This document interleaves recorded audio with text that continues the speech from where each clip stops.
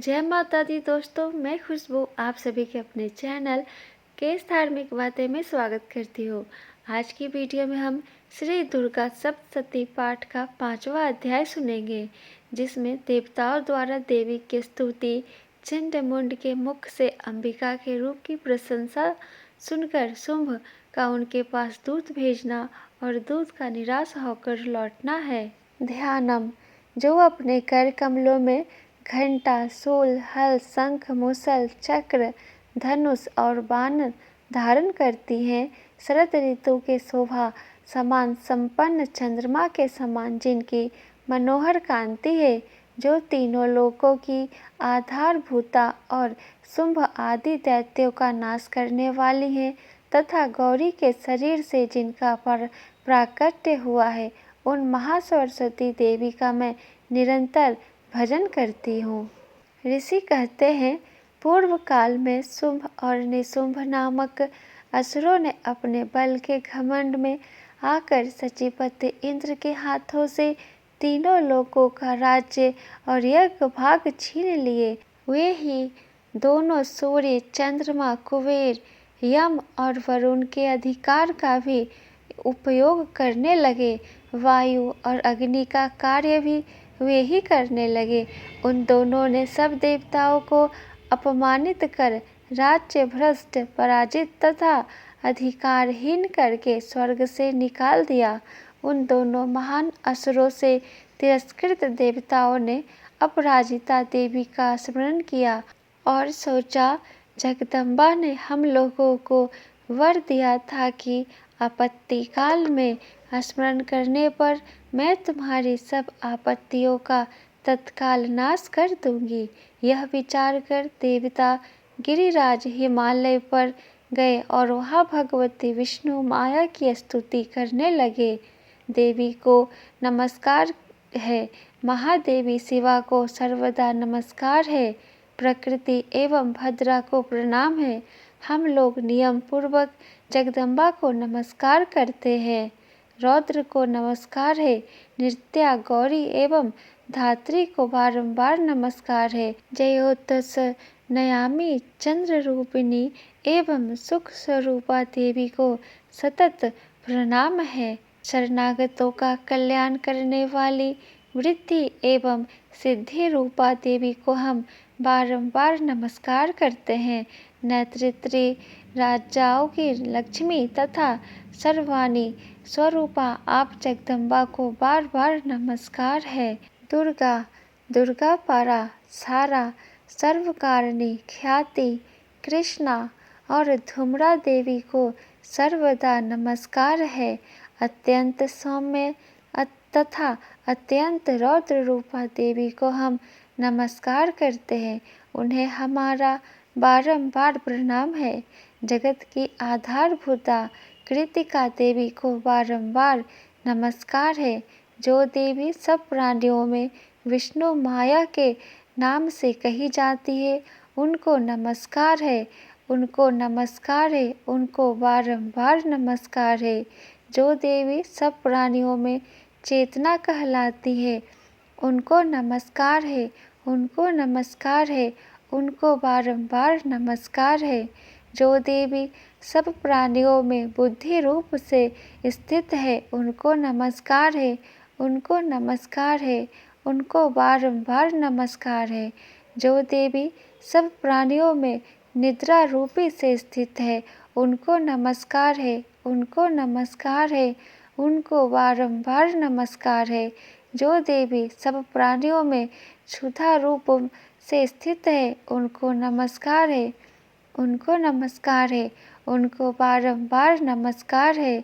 जो देवी सब प्राणियों में छाया रूप से स्थित है, उनको नमस्कार है, उनको नमस्कार है, उनको बारंबार नमस्कार है। जो देवी सब प्राणियों में शक्ति रूप से स्थित है, उनको नमस्कार है, उनको नमस्कार है, उनको बारंबार नमस्कार है। जो देवी सब प्राणियों में तृष्णा रूप से स्थित है, उनको नमस्कार है, उनको नमस्कार है, उनको बारंबार नमस्कार है। जो देवी सब प्राणियों में क्षमा रूप से स्थित है, उनको नमस्कार है, उनको नमस्कार है, उनको बारंबार नमस्कार है। जो देवी सब प्राणियों में जाति रूप में स्थित है, उनको नमस्कार है, उनको नमस्कार है, उनको बारंबार नमस्कार है। जो देवी सब प्राणियों में लज्जा रूप से स्थित है, उनको नमस्कार है, उनको नमस्कार है, उनको बारंबार नमस्कार है। जो देवी सब प्राणियों में शांति रूप से स्थित है, उनको नमस्कार है, उनको नमस्कार है, उनको बारंबार नमस्कार है। जो देवी सब प्राणियों में श्रद्धा रूप से स्थित है, उनको नमस्कार है, उनको नमस्कार है, उनको बारंबार नमस्कार है। जो देवी सब प्राणियों में कांति रूप से स्थित है, उनको नमस्कार है, उनको नमस्कार है, उनको बारंबार नमस्कार है। जो देवी सब प्राणियों में लक्ष्मी रूप से स्थित है, उनको नमस्कार है, उनको नमस्कार है, उनको बार नमस्कार है। जो देवी सब प्राणियों में वृत्ति रूप से स्थित है, उनको नमस्कार है, उनको नमस्कार है, उनको बारंबार नमस्कार है। जो देवी सब प्राणियों में स्मृति रूप से स्थित है, उनको नमस्कार है, उनको नमस्कार है, उनको बारंबार नमस्कार है। जो देवी सब प्राणियों में दया रूप से स्थित है, उनको नमस्कार है, उनको नमस्कार है, उनको बारंबार नमस्कार है। जो देवी सब प्राणियों में तुष्टि रूप से स्थित है, उनको नमस्कार है, उनको नमस्कार है, उनको बारंबार नमस्कार है। जो देवी सब प्राणियों में माता रूप में स्थित है, उनको नमस्कार है, उनको नमस्कार है, उनको बारंबार नमस्कार है। जो देवी सब प्राणियों में भ्रांति रूप से स्थित है, उनको नमस्कार है, उनको नमस्कार है, उनको बारंबार नमस्कार है।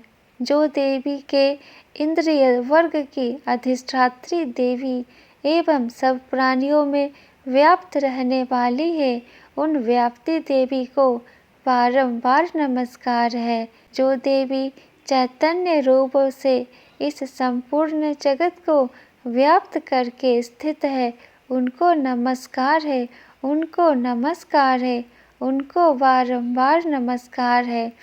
पूर्व काल में अपने अभिष्ट की प्राप्ति होने से देवताओं ने जिनकी स्तुति की तथा देवराज इंद्र ने बहुत दिनों तक जिनका सेवन किया, वह कल्याण की साधन भूता ईश्वरीय हमारा कल्याण और मंगल करे तथा सारी आपत्तियां को नाश कर डाले।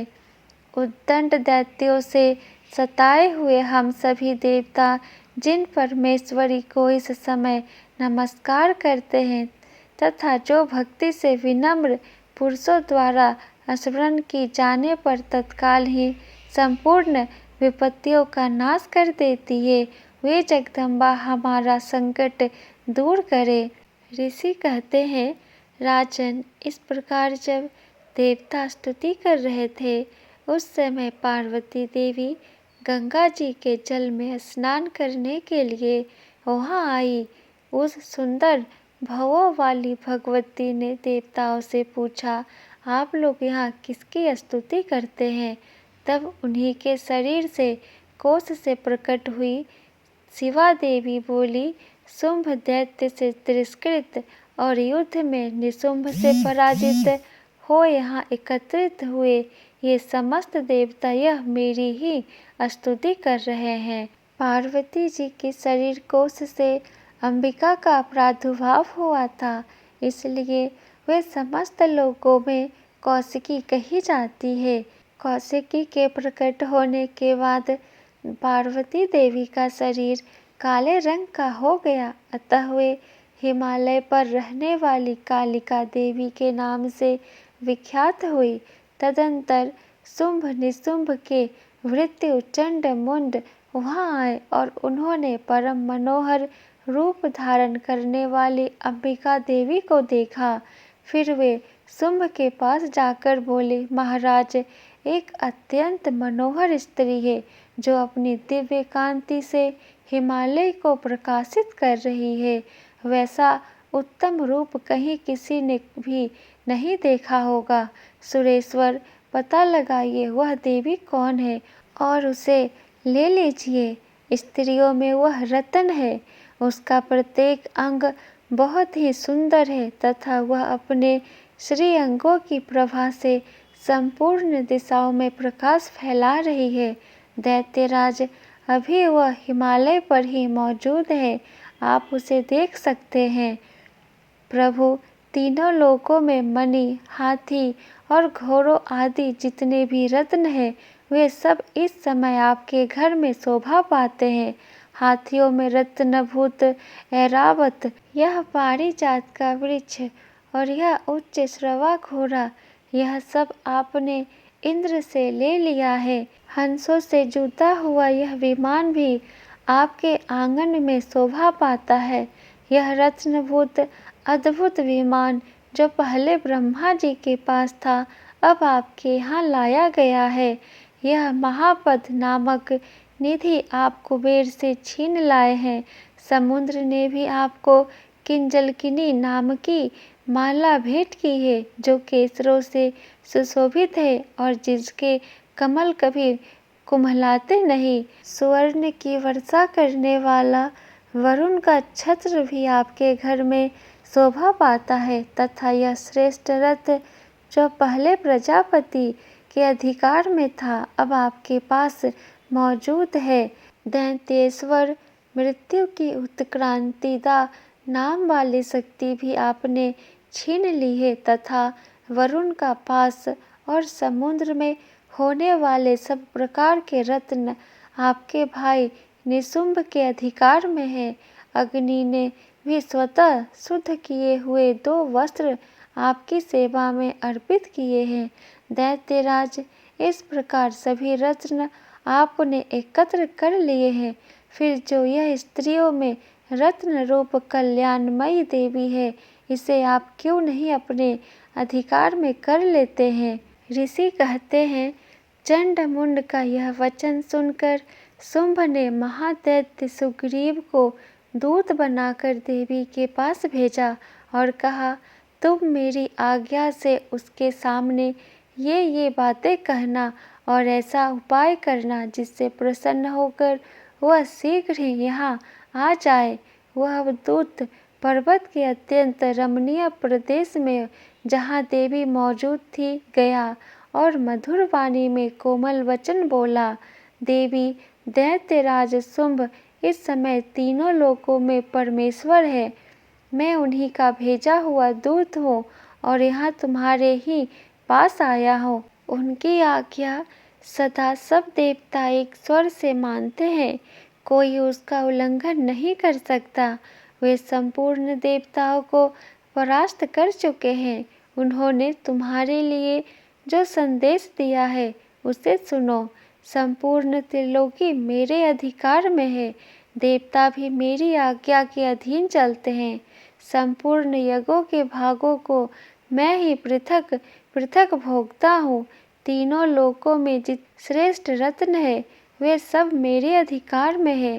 देवराज इंद्र का वाहन ऐरावत जो हाथियों में रत्न है के समान है, मैंने छीन लिया है। क्षीर सागर का मंथन करने से जो अश्वरत्न उच्च श्रवा प्रकट हुआ था, उसे देवताओं ने मेरे पैरों पर पड़कर समर्पित किया। सुंदरी, उनके सिवा और भी जितने रत्नभूत पदार्थ देवताओं, गंधर्वों और नागों के पास थे, वे सब मेरे ही पास आ गए हैं। देवी, हम लोग तुम्हें संसारिक स्त्रियों में रत्न मानते हैं, अतः तुम हमारे पास आ जाओ, क्योंकि रत्नों का उपभोग करने वाला हम ही हैं। चंचल कटाक्षों वाली सुंदरी, तुम मेरी या मेरे भाई महापराक्रमी निशुंभ की सेवा में आ जाओ, क्योंकि तुम रत्न स्वरूपा हो। मेरा वरण करने से तुम्हें तुलना रहित महान ऐश्वर्य की प्राप्ति होगी। अपनी बुद्धि से यह विचार कर तुम मेरी पत्नी बनकर आ जाओ। ऋषि कहते हैं, दूत के यूं कहने पर कल्याणमयी भगवती दुर्गा देवी जो इस जगत को धारण करती है, मन ही मन गंभीर भाव से मुस्कुराई और इस प्रकार बोली, दूत, तुमने सत्य कहा है, इसमें तनिक भी मिथ्या नहीं है। शुंभ तीनों लोकों का स्वामी है और निशुंभ भी उसी के समान पराक्रमी है, किंतु इस विषय में मैंने जो प्रतिज्ञा कर ली है उसे मिथ्या कैसे करूं? मैंने अपनी अल्प बुद्धि के कारण पहले से जो प्रतिज्ञा कर रखी है उसे सुनो। जो मुझे संग्राम में जीत लेगा, जो मेरे अभिमान को चूर्ण कर देगा तथा संसार में जो मेरे समान बलवान होगा, वही मेरा स्वामी होगा। इसलिए शुंभ अथवा महादैत्य निशुंभ स्वयं ही यहाँ पधारे और मुझे जीतकर शीघ्र ही मेरा पनी ग्रहण कर ले। इसमें विलंब की क्या आवश्यकता है? तुम घमंड में भरी हो, मेरे सामने ऐसी बातें ना करो। तीनों लोकों में कौन ऐसा पुरुष है जो शुंभ निशुंभ के सामने खड़ा हो सके? दूत बोला, देवी देवी अन्य दैत्यों के सामने भी सारे देवता युद्ध में नहीं ठहर सकते, फिर तुम अकेली स्त्री होकर कैसे ठहर सकती हो? जिन शुंभ आदि दैत्यों के सामने इंद्र आदि सब देवता भी युद्ध में खड़े नहीं हुए, उनके सामने तुम स्त्री होकर कैसे जाओगी? इसलिए तुम मेरे ही कहने से शुंभ निशुंभ के पास चली चलो। ऐसा करने से तुम्हारे गौरव की रक्षा होगी, अन्यथा जब वे केस पकड़कर घसीटेंगे तब तुम्हें अपनी प्रतिष्ठा खोकर जाना पड़ेगा। देवी ने कहा, तुम्हारा कहना ठीक है। शुंभ बलवान है और निशुंभ भी पर बड़ा पराक्रमी है, किंतु क्या करो, मैंने पहले बिना सोचे समझे प्रतिज्ञा कर ली है। अतः अब तुम जाओ। मैंने तुमसे जो कहा है वह सब दैत्यराज से आदरपूर्वक कहना, फिर वे जो उचित जान पड़े करें। इस प्रकार श्री मार्कंडेय पुराण में सार्वजनिक मनवंतरिक कथा के अंतर्गत देवी महात्म्य देवी दूत संवाद नामक 5वां अध्याय पूरा हुआ।